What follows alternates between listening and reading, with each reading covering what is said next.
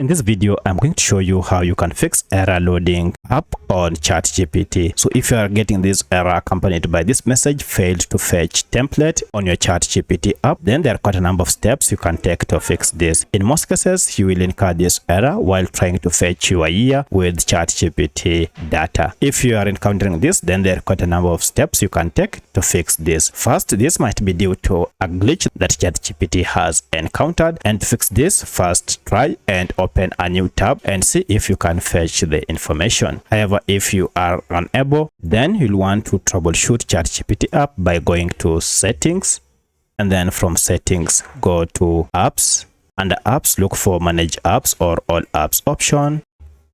And here just search for ChatGPT, and if you tap on ChatGPT here, first for stop the app if this is active, and then go to clear data and clear cache data. Again, go to clear all data. Once you have cleared all data, now restart your smartphone and go to ChatGPT.